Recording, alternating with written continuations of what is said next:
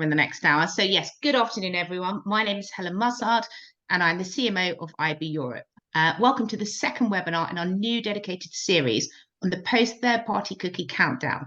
In our first webinar, we delved into the key timelines and received some really great updates from Google regarding their progress on Privacy Sandbox testing. So we want to build upon this foundation. And in this second webinar, we will be inviting representatives from Tech Lab, Google, Adform, and Criteo, which you can see all on the screen here, who are going to be sharing their experiences and insights.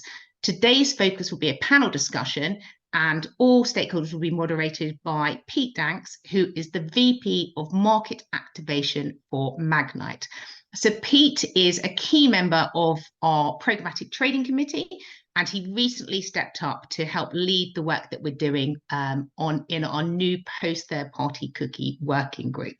Before I hand over to Pete so that he can introduce the panelists, I'd just like to remind you that as we are live today, we would very much welcome any questions that you have for the panel. You'll see at the very bottom of your screen, there's a Q&A box. You can post your questions in there, and then I'll be jumping back on after the discussion so that we can put those questions across. The webinar will be recorded. Everyone who's registered, you'll be sent a copy of this recording so that you can watch it again, share it on, and we'll also be including a link to this in our weekly wrap newsletter that's going to be going out tomorrow. So with that, Pete, I'm going to hand over to you. Cool. Thank you very much. Hey, everyone. We're going to talk about this topic a lot this year, right? It's the hottest topic in ad tech, probably bar none. And typically when we kind of do these things, we need two things. We need someone like me to go and research weeks and months of data and topics, and we need an incredible panel. The good news is we've got the latter, so I can't wait to introduce you to those folks in a minute. And then the good news for me, sort of lazy-wise, I only had to go back as far as Monday to just see what on earth's going on in this topic. Literally just, so far this week, we've had a huge report from Mediavine on Ad Exchanger. Google News Initiative team have been running a whole bunch of top content, live content on this topic. Preview did a huge thing. And then we won't even cover this today, but Microsoft have entered the party. So it's just relentless, and we appreciate that. And we'll do our best to unpick some of these things. With Tony here from Tech Lab, of course, when we're remiss of us, we're going to cover the sandbox analysis piece. We absolutely have to. And we're going to touch on all these things and a lot more. So most importantly, let's meet this incredible panel. It's why you're all here. We'll do that by way of, nothing but have to innovate at every stage. Just ask everyone, and I'll sort of go from my view on the screen, kind of introduce yourself, what you do in relation to sort of day job and Privacy Sandbox, and then on a scale of 1 to 10, how excited are you about this legendary thing? So Tony, you're first as I sit. If you could say hi. Sorry, I caught you just having a sip of coffee. Terrible timing. You're CEO of the IAB Tech Lab. For those of you not familiar with the IAB Tech Lab, we are the global technical standards setting body for the digital advertising ecosystem. Many of you are familiar with our work if you use the RTB protocol, if you use VAST, if you use ads.txt. That's an example of some of the standards that we work on. We partner closely with IAB Europe on the TCF. We also recently released the global privacy platform for regulatory compliance across multiple jurisdictions around the globe. That's just some of the work we do. We have about 1,100 members globally, 1,100 member companies globally, and that constitutes about 3,300 individual contributors across those 1,100 members to Tech Lab standards, open source initiatives, and frameworks. And on a scale of 1 to 10, Tony, how excited are you about Privacy Sandbox? 5. I think it's bold. I think it's bold and ambitious, but I don't think it's ready for prime time. Great answer. Thank you so much. Tony, we'll come back to you really soon. Jochen, you're next on my list. Same question, and give us a data point as well, please. All right. So I'm Jochen. I'm a CTO in Adform, have been around in Adform for 8 years, a global DSP and ad server. And we are one of the DSPs that is taking part in the testing program around the sandbox. I think I have watched the sandbox now for many, many years. I think things are still in motion. I think that's one part of the larger problem. Also the opportunity here, excitement, hard to say. if it truly does what it should and it will not become massively expensive, I could say 7. Right now, I'm more at a 4. Okay. Thank you. Okay, that's great. Lionel. Yes, thank you, Pete. So I'm Lionel. I'm product director at Criteo.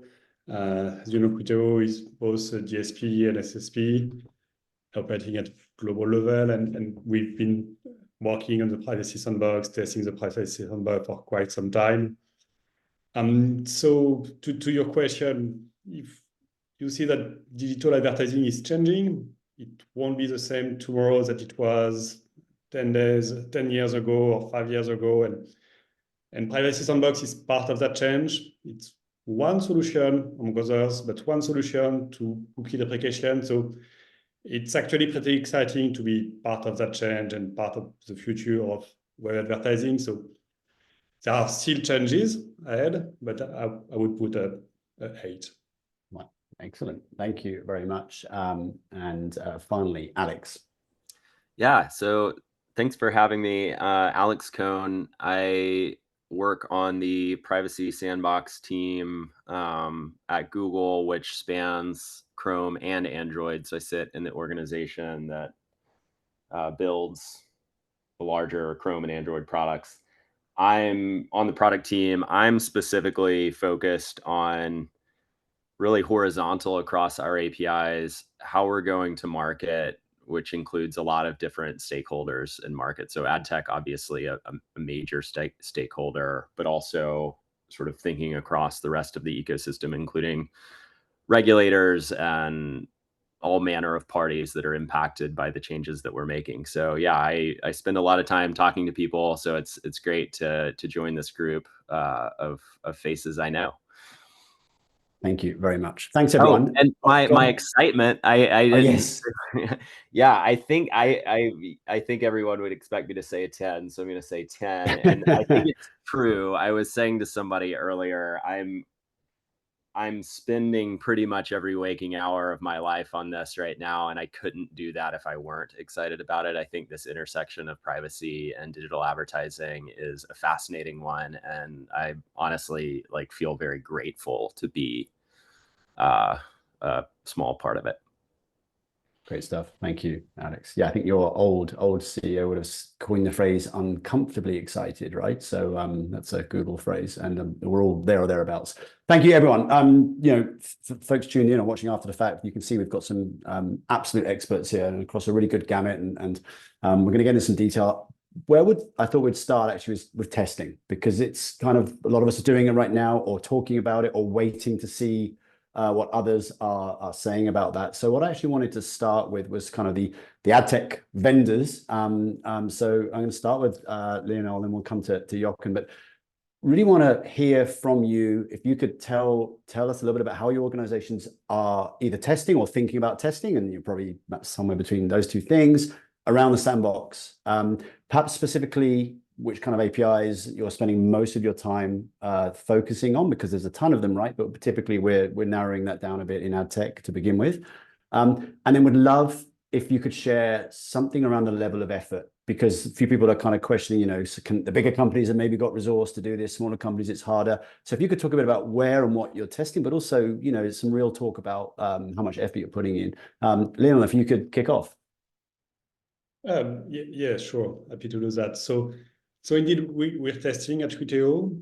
We're testing for the APIs that we are testing. We're testing protected audience, topics, attribution reporting, and chips.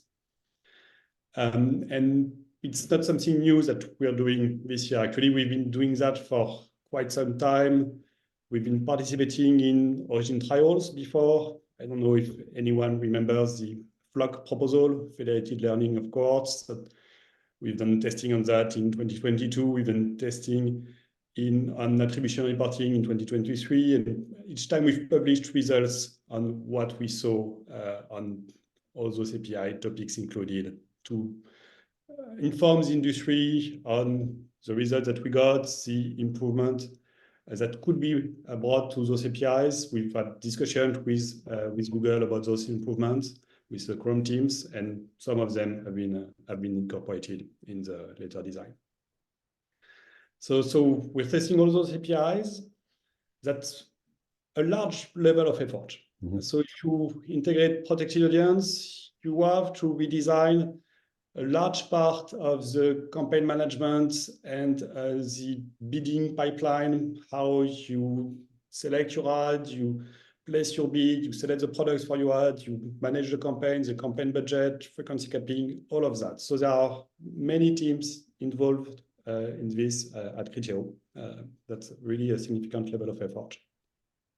Thank you very much. The first thing I wanted to add is that it's not just about API testing, but what we're trying to achieve now during this market testing with the CMA is to support all the different use cases. And we think that everything from acquisition, retention, retargeting could be supported.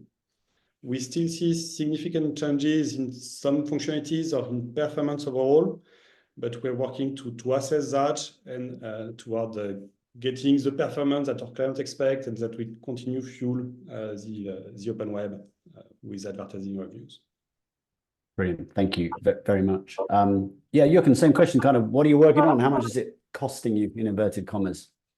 Yeah, so I think it would be a surprise if we're working on vastly different things than Sure. Lumen and Criteo, right? Because we're both testing it. So we're, of course, also looking at the trading aspects of the protected audiences API, topics, attribution. We have been around for a while, not as active as Criteo in testing, but we were specifically interested in the signals, also seeing how we can build an ML on top. I think actually was a Criteo ML challenge quite a while ago, where also our teams then took part. So not as active in the last 4 years compared to the Criteo guys, but definitely investing and massively investing since last roughly September, when we engaged into the testing program. And since then, we have spent more than 1,500 days to implement what we now have. This is far from being a done and dusted product. I think we can come back to that later as well. So we see that this is not even a quarter of the investment that we need to take if we want to go to market. So it's a massive investment, also massive distraction in that sense. I think the test setup is a good setup because it is still doable. I think for companies of a large size already, of not massive, so non-comparable to Microsoft and Google, of course, so we can manage that somehow. And we have a good collaboration mode here. So that works, but I think it's important to note that even the testing was a tough decision to engage in this order of magnitude as we did. It took C-level involvement, not just my own one in my org, but I actually had to stop certain things on our larger roadmap. So the opportunity cost is really what is the downside on the ROI here. So I think that is a challenge, and there are thousands of days to come, particularly if you want to integrate it as a true embedded component into a DSP setup. Sandbox line item, sandbox reporting, standalone, that's expensive, but trying to really fit it into a holistic user experience where you have one pace of the budget, where you have one report at the end that is compatible across all metrics and dimensions, or at least gives you a good user experience and not a completely defragmented view, where you can have your budget reallocated across all line item types. I think this is something that people don't even estimate right now, but really just shooting from the hip, how much would it take? Because it is a significant change. And the question downstream for us is, we're taking it stage gate by stage gate. How much of an investment would now need to come on top until Jan 1st? Good project management, calculating backwards from that. When do we need to pull the trigger to be ready?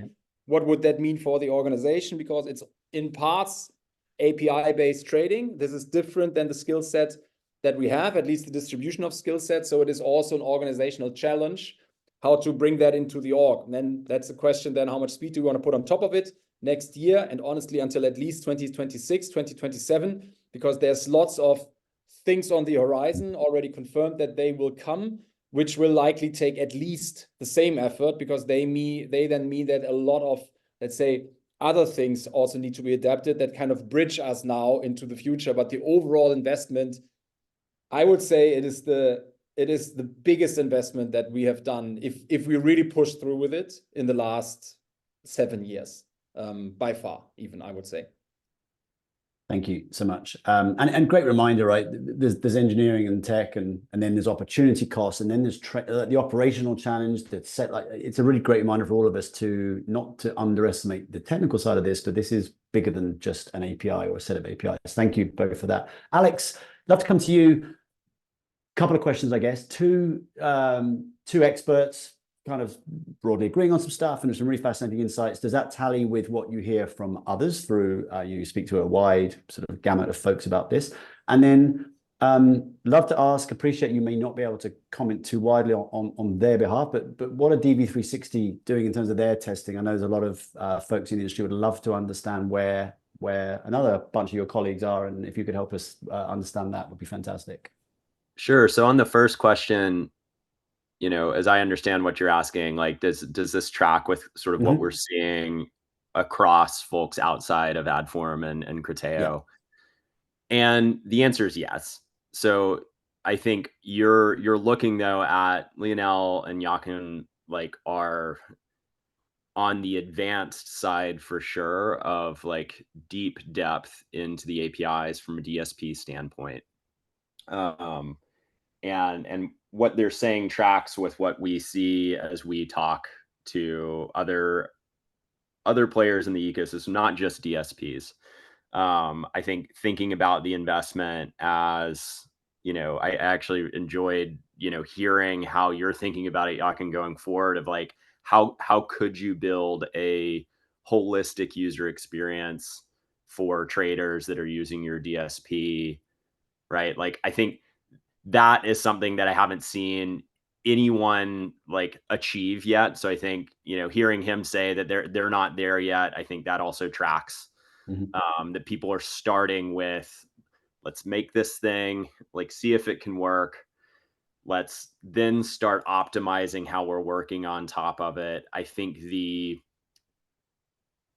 shaping it into the overall workflow that a trader, like some ad ops person using an ad tech tool, I think that's like a later stage after like optimization, at least from what we're seeing. Like, I'm not saying that that's how everyone should go do it, but I think it tracks.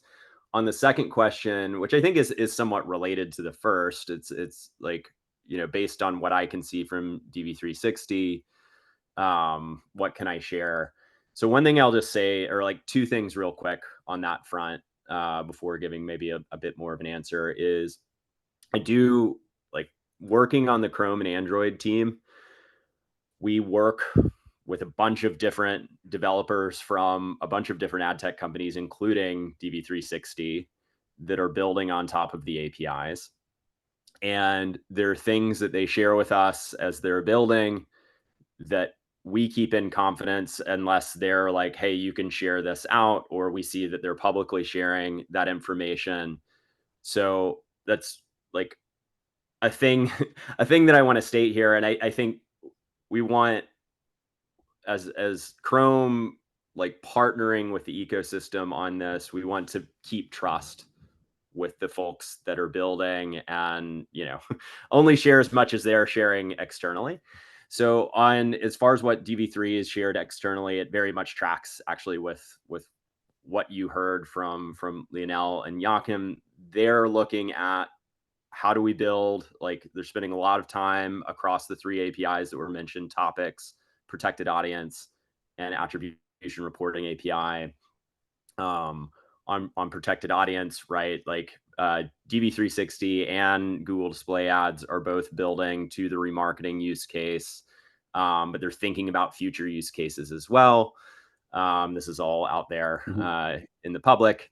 They're, they've committed to testing. They've shared results early on topics, and they are working on their tests for protected audience right now.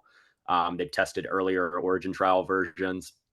On attribution reporting API, they're working on tests there too, because that obviously feeds back into the optimization that I think both panelists talked about before me on, if you're bidding in protected audience and wanting to see outcomes through attribution reporting API and feed that back into your logic, they're doing that too.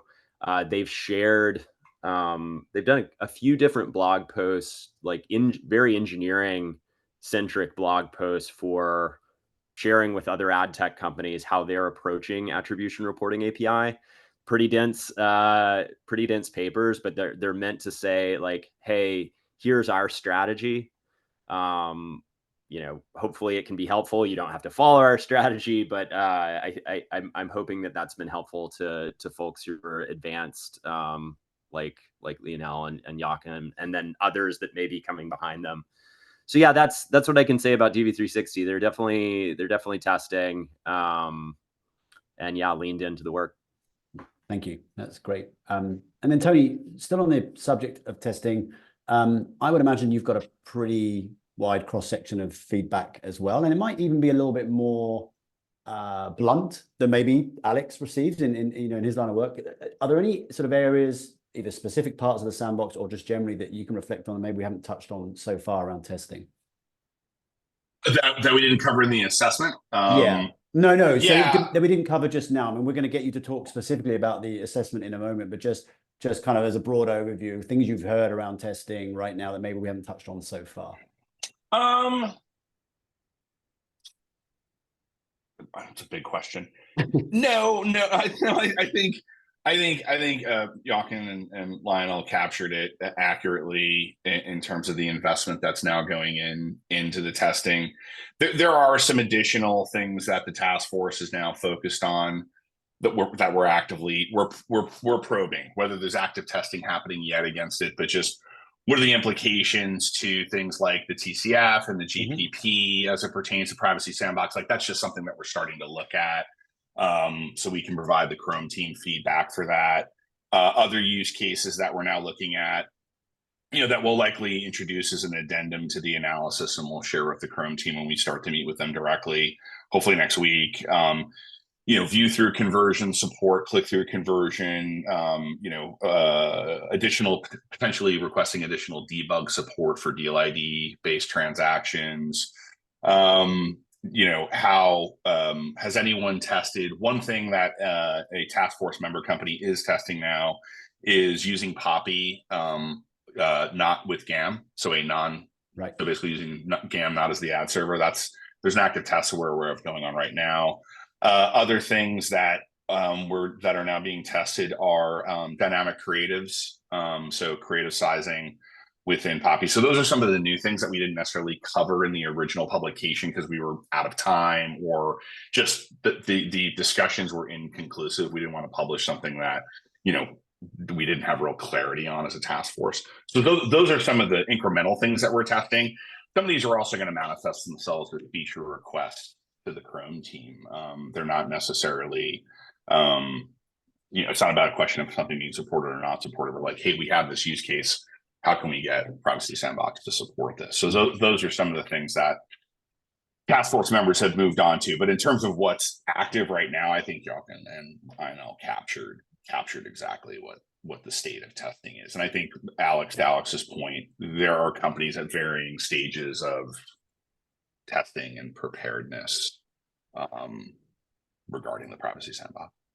Got it. Thank you. Yeah, absolutely makes a ton of sense. And the one question we're not going to talk about today is: are we definitely calling this thing Puppy? I've got views on that, but we can do that in a less serious panel, because I want to keep picking your brains. So we're going to move from testing into results. I mean, they're closely related, right? But one's sort of the beginning of the process, and one's more like the end of, or kind of the output of the process. I touched on at the very beginning, just this week, Mediavine have been sort of out in the press talking about some results. Obviously, Raptive have been doing that forever. Our panelists have been doing that the same. I think, obviously the press likes to latch on to some of the more juicy stuff, and sometimes some of those numbers can look challenging or worrisome. So I wanted to kind of kick off some questions around the results and go to you, Alex, first, actually, if that's okay. One of the things I hadn't maybe spent so much time looking at, we've heard lots about revenue, but latency has come up this week, and that actually has been around for a little while, and it kind of hadn't been on my radar again for a week or two. It was a good reminder that challenge has been known and discussed and understood. So just specifically on latency, because it might be the driver for some other challenges. Love to hear, how you and the team are specifically dealing with that one kind of critique or challenge. Yeah.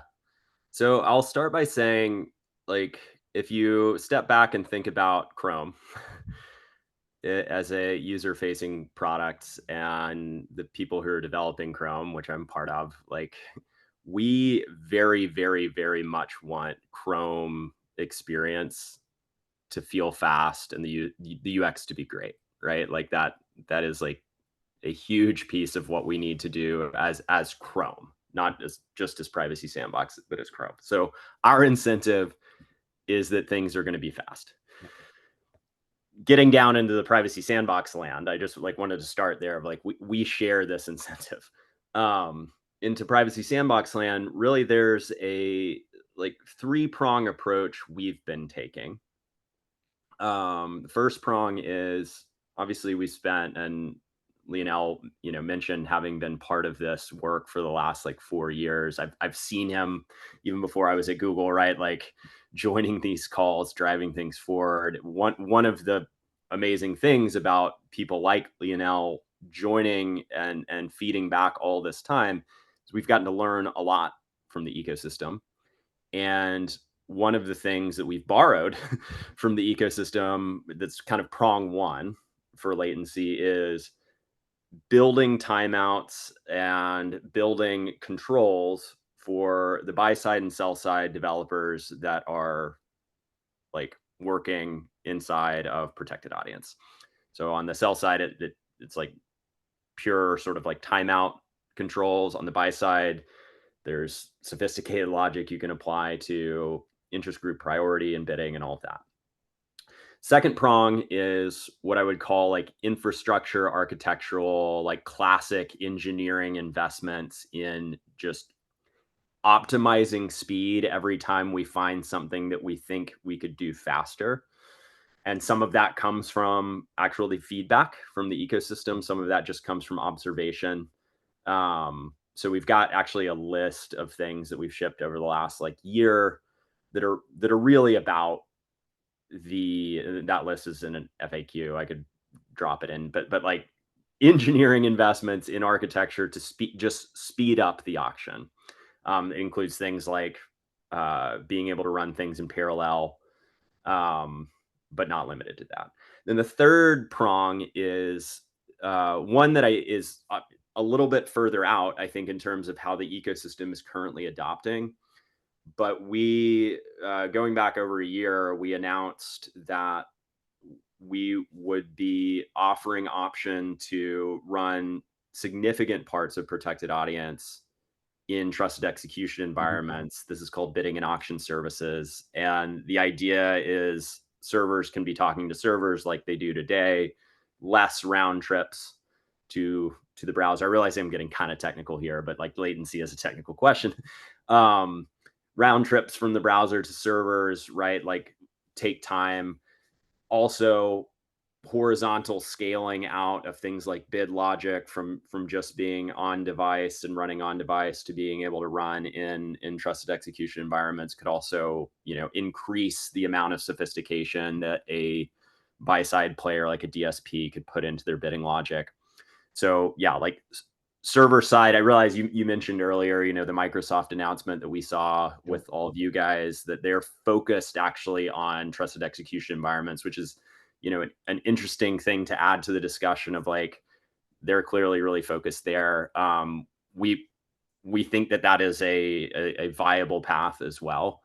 I think on that note, we're not surprised that the ecosystem has started with the client side versions of what we're offering on this sort of last server side point. One, it was available first. Two, it's like, we want to see as an ecosystem, can we make this client side stuff work? Do we need to scale out to the server side option in trusted execution environments? And then three, there is a bit of a chicken and egg situation there, because for something like bidding and auction service to work, you need buy side and sell side to be on it. Not in the same server or cloud even, but both using bidding and auction services. So anyway, borrowing from the ecosystem in terms of how they approach with like timeouts and controls for developers, architectural improvements and optimizations, and then like horizontal scaling out to servers, like is how we're approaching. And I think the ecosystem, like, it's going to take some time. It was interesting to read that article that you were talking about for Mediavine, right? Like, would love to go deeper on understanding, right? So the viewability sort of reporting that they're using on like is that buyer's viewability vendor like running viewability? Are they built to it yet? Is the reporting that they're getting out of, you know, ad server or whatever, wherever they're pulling it, like already built to interoperate? So there, I think at this early stage, when we see things like that, it's interesting for us to dig in, but there's usually like a bit more below the surface. Yeah, that's totally fair. And then to that point, actually, Tony, I'll come to you because you probably hear some of the more anonymized data right now that maybe some of the larger brands are more comfortable going out to market and talking about it, but there are a whole bunch of testers on that sort of GitHub page. Are there any, fully anonymized, of course, but any sort of other data points that are encouraging or worrisome that you're in a position to kind of just talk about or share with us?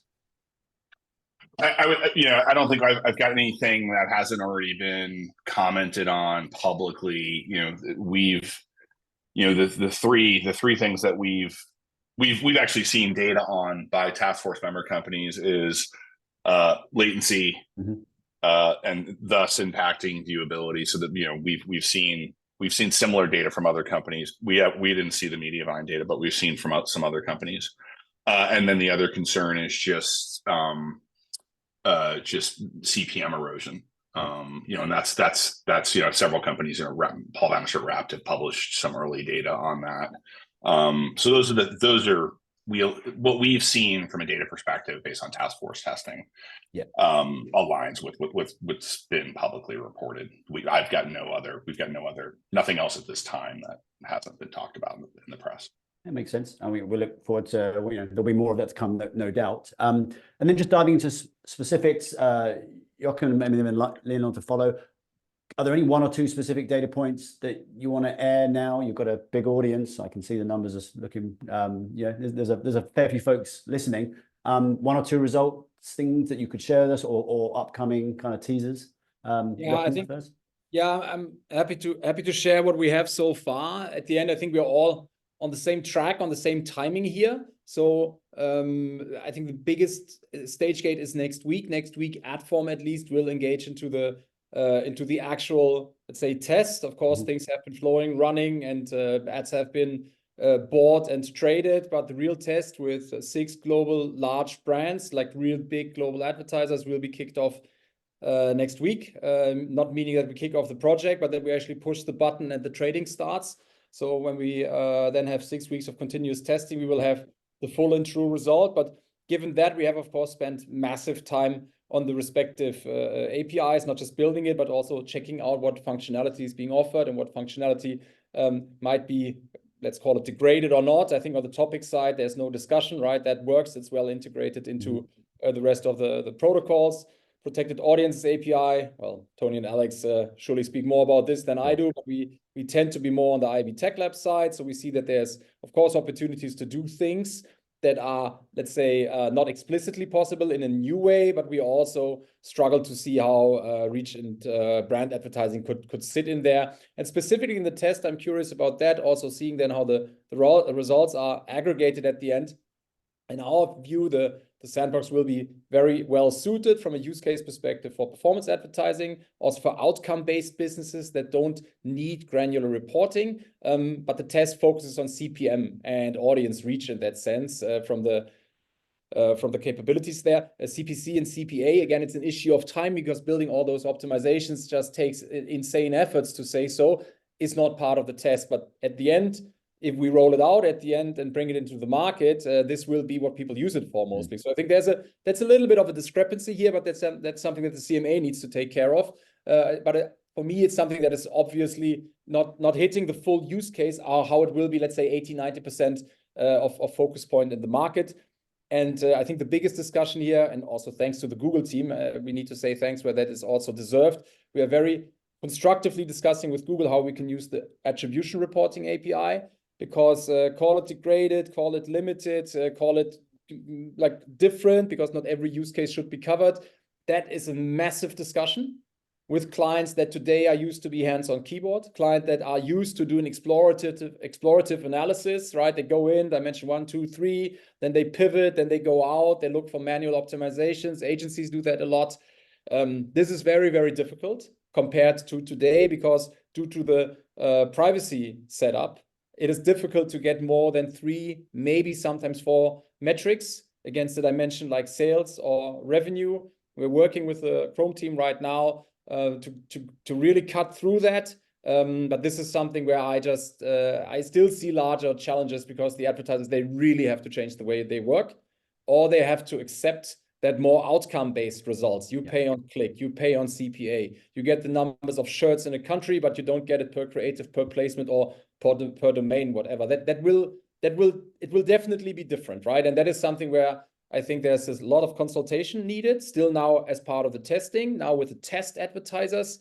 And then we will see how that goes, right? It's not impossible that people accept that, but as, let's say, OpenRTB and first-party based trading also will continue to be there, that is definitely an advantage that type of trading on first-party IDs will have. And then I think the results will tell. Performance at the end says what will be the ultimate winner, right? For us, the biggest challenge at the end, that, well, you can argue it's good for my architects. Our assumptions on the efforts to build that are being confirmed. So it's not massively cheaper. We also don't see yet an explosion, but we have always assumed that this is extremely expensive. And pushing the button on a large scope means that you need to have a positive ROI. You need to have somewhat control forecasts of cost, somewhat control of forecast of applicability to addressable market, towards also uniqueness with respect towards other features that are out there. And then you need low risk, right? And for us, or for me as CTO, my job is to push a button and then state this is part of the roadmap, maybe the top deliverable. And if the CMA decides in August, September, investing more than we already do, on top of that, to be ready on Jan 1st, we can't start mid-September or in October, then we are too late, right? If we want to be really first mover, if you want to be there. So for me as CTO, the biggest challenge is the business case, and is it worth to disrupt the roadmap even before the decision of the CMA comes in? Because I don't really see how at least a very good proper product could truly be ready on Jan 1st. And that's, to be completely transparent, the biggest challenge that I have with the timing, because that's a little bit of a catch-22, right?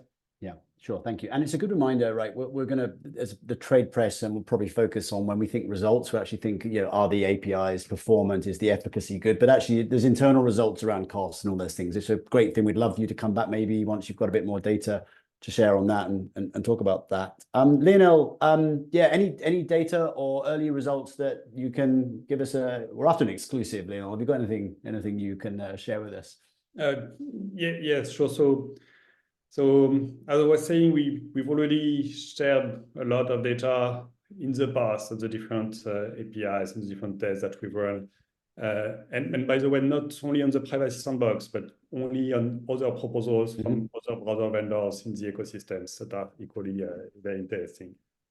And so we are kind of at the same point as Adform, meaning that we will start next week the full test of the Privacy Sandbox, gathering data on the 2 months period, because the volume of cookieless traffic is actually fairly low, and we are very much outcome performance focused.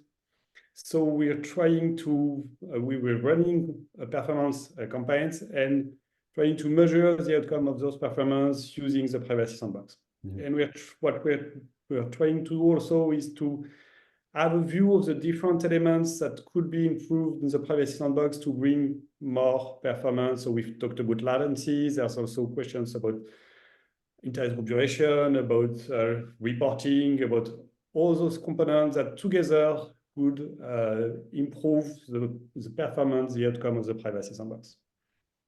Well, yeah, I appreciate it. And you guys have shared early and often, so yeah, I'm being unfair to keep pushing, but the more you're willing to share with the industry, of course, where it's not sensitive, the more you'll learn and get better. So we're very grateful for that. So we'll be sharing learnings, but in a couple of months. All right, we'll be coming back for more. So we're going to move to sort of almost the final section before we wrap up. Look, we've got Tony here. So we're going to change gear and talk about what's almost become a legendary sort of document in the last few weeks, the Privacy Sandbox assessment. It would be remiss of us if we didn't get Tony to give us a headline on that. And I also want to just, in the spirit of this, let's say thanks to Alex for being here as well, right? Google have made themselves available a number of times. They're, and I think, the scrutiny that they've been willing to put themselves through is great. But this stuff is important, and I think it's fair that the industry pushes and probes, and that's where Tech Lab are just so critically important, that role. So Tony, lots of us sort of heard it, skimmed it, some of us read it in a bit more depth. Could you just give us a couple of minutes on that assessment, and maybe just like one or two headlines that you feel are the most pertinent pieces of that work that you and your colleagues did? Sure. Yeah, I'm happy to do it. A couple minutes. Sure. We'll take one of the most pivotal documents we've ever published, and we'll try and cover it in a couple of minutes. How about 3.5, Tony? Come on. Look, I mean, the publication of this document, we had three goals in mind. You can't manage what you don't understand. You can't adapt to what you don't understand. And what we found leading up to the publication of this report was that either the industry was not prepared for a number of different reasons. Not all companies have been leaning in like Criteo or Adform or others. So we found just, an industry woefully unprepared, woefully uneducated on the sandbox. So purpose number one was to inform the industry on, this is how this is going to impact your business. Like, I don't think you can kick this can down the road anymore. Chrome has been very, very staunch, and like, this is the date, pending whatever the CMA's commentary is and their commitments to that, this is the date it's going to happen. So, one was we had to do an analysis of like how is this industry going to have to change its operating paradigms to support various use cases, and what are the impacts going to be of when this does come to light. So that was purpose number one. Number two, which is, you could say as a subset of number one, was to create this call to action, create this urgency of like, this is a radical sea change for how you're going to operate if you're an advertiser, you're an agency, you're a media company, and all of the ad tech intermediaries in between, all the infrastructure, the supply chain that powers this multi-billion-dollar global industry. Like, create this call to action, create this sense of urgency of like, you need to understand how radically this is different than how you've operated, and call attention to it.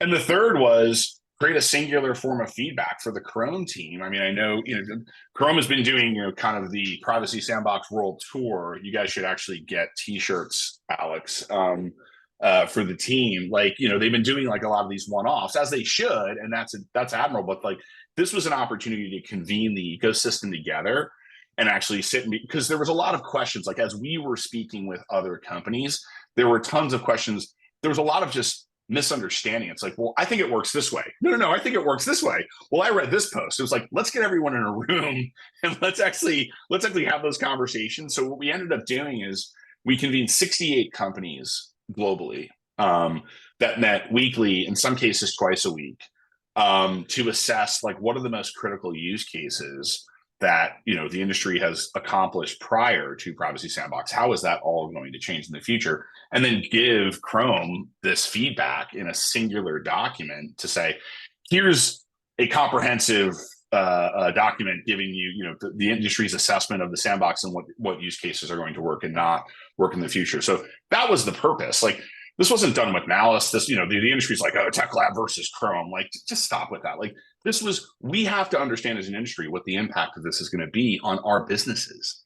And so we did this assessment to educate and be like, hey, Chrome, like, these things aren't going to work. And then that establishes a baseline for us to have a conversation with the Chrome team and talk about like, how do we make these things work within the Privacy Sandbox? This isn't about like, oh, cookies are going away and like, we're opining for the days of the cookie. It's like, how do we do this within the paradigms of the Privacy Sandbox? How do we solve some of these use cases? So those are really the three reasons that we did it. And I would say candidly, I've talked to many people in the past month. I mean, we published it we published it roughly 31 days ago, February 6th.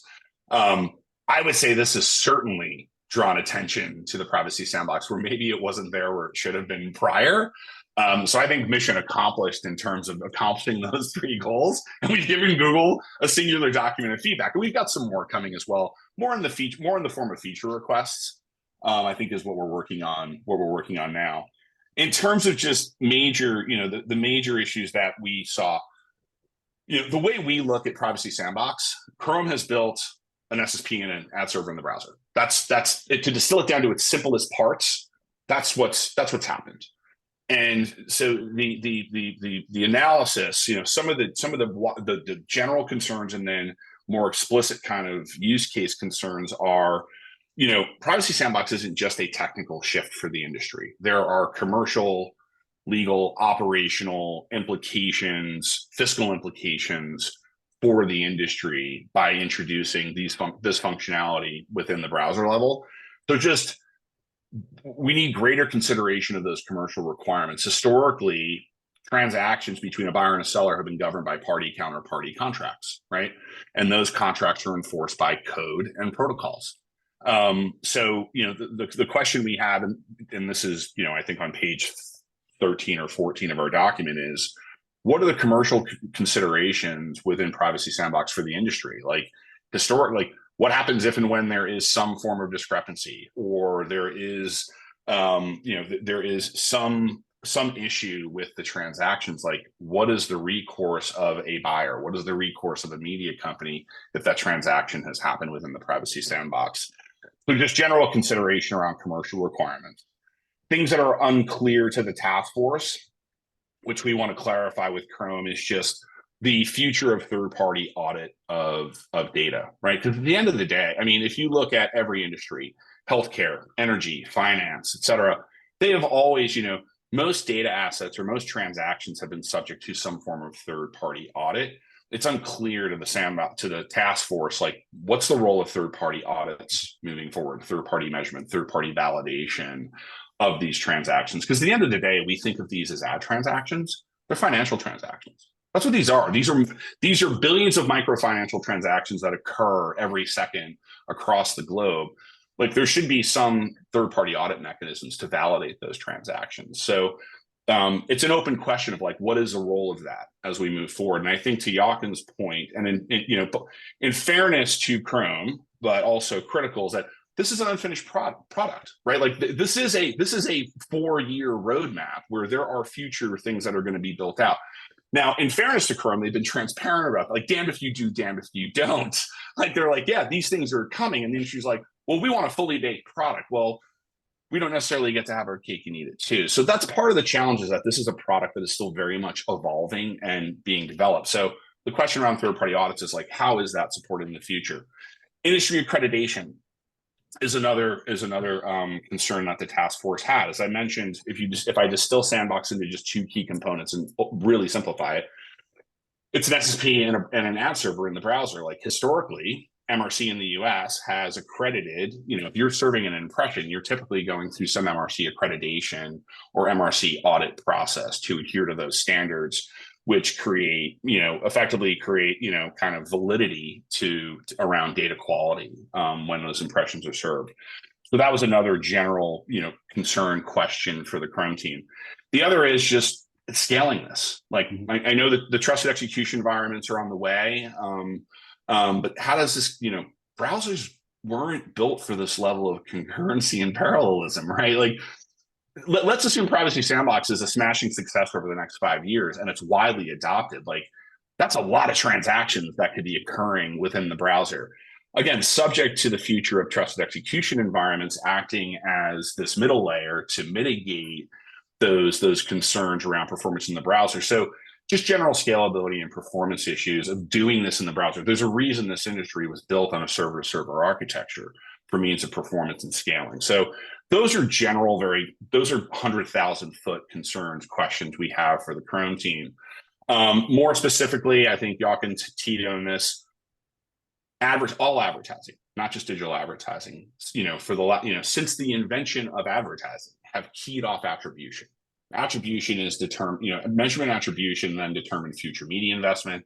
They determine campaign optimization, again, whether this is direct mail, whether this is out of home, whether this is outdoor, like attribution, advertising keys off attribution. So we have questions, concerns, feature requests, areas where we can, where we'd like to see improvements in the measurement and attribution APIs.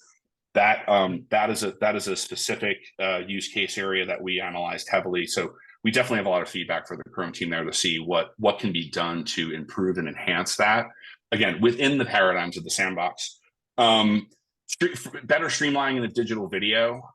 Yes, can digital video work? But it's a lot of hoops to jump through for publishers and their player partners to get those for that to be kind of streamlined. How it is today. We're not saying it has to be exactly how it is today, but is there something that is better streamlined than what the Privacy Sandbox would currently dictate today?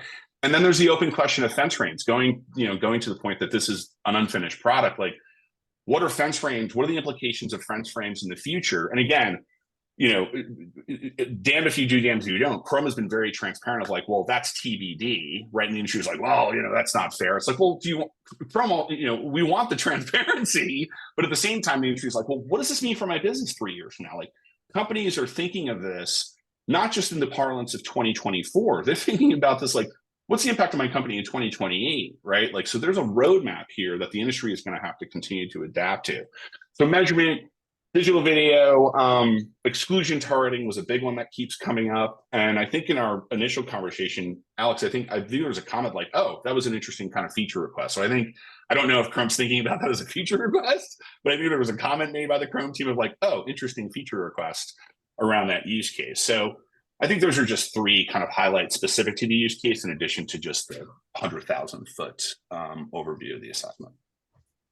Thank you. And look, absolutely, I know you're sort of you're joking, but it's impossible to cram any further detail. But the big call to action for folks that haven't had a chance to look through that document, of course, is to do so, right? So we'll make sure that that's shared, and hopefully you can come back and talk more through. I'm conscious of time. I wanted to certainly take a couple of questions from the folks that have been paying attention. So we're going to finish with a very quick fire, just one punchy sentence on what's next for each of you, and then we're going to get Helen to open up a couple of questions. So I'm going to go, as my screen seems to have shifted around. Alex, what's next? Yeah, so I think just real clear on where we're at right now, which is this, what we're calling Chrome facilitated testing, which is with the 1% of Chrome traffic globally that has cookies deprecated, we're labeling that traffic so that you can run experiments on top of it. There's additional labels on traffic that still has cookies where you can coordinate there. So for the rest of the first half of the year, we are aiding in a technical manner of running experiments. I think the other piece that kind of answers what's next is we are spending a lot of time, and Jochen mentioned this, like he mentioned attribution as an example, like working closely with early adopters on helping them with their integrations, two, taking in that feedback, because that, when you're actually in the trenches building, right, like the stuff that comes out of that feedback is invaluable, and we appreciate the folks that are on this call, including your team, by the way, like the Magnite team, like also giving great feedback from being in the weeds.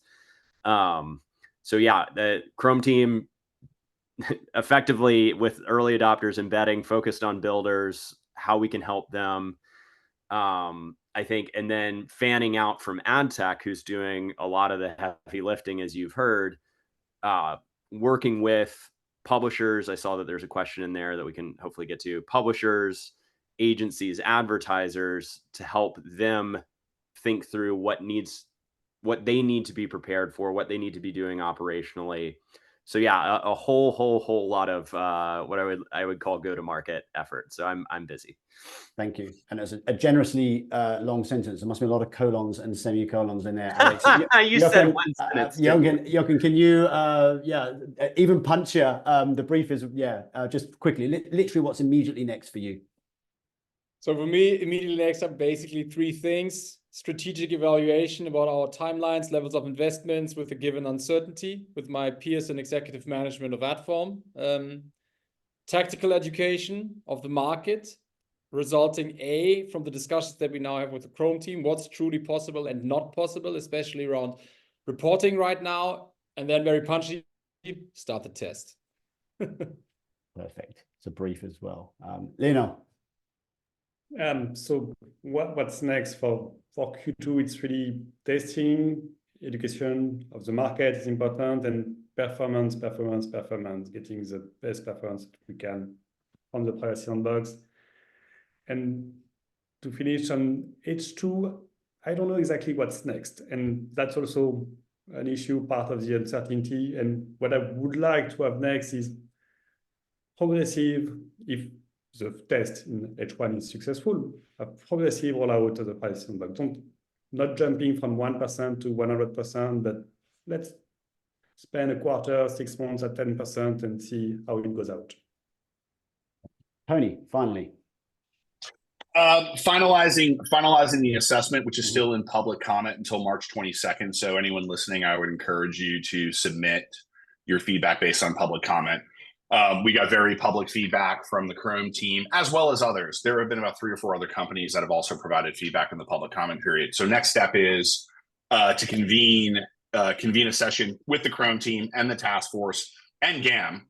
We want GAM in the room as well, to walk through the use cases where the Chrome team had feedback. And if there are areas where we did not assess it properly and there is a way to accomplish that use case, we'd like guidance from the Chrome team and GAM, if possible, if they've sorted this out, to then finalize those assessments and publish that likely April 1st as a final document. Then beyond that, because by finalizing those assessments, that will then lend itself to feature requests to the Chrome team to like, how do we accomplish some of these critical use cases?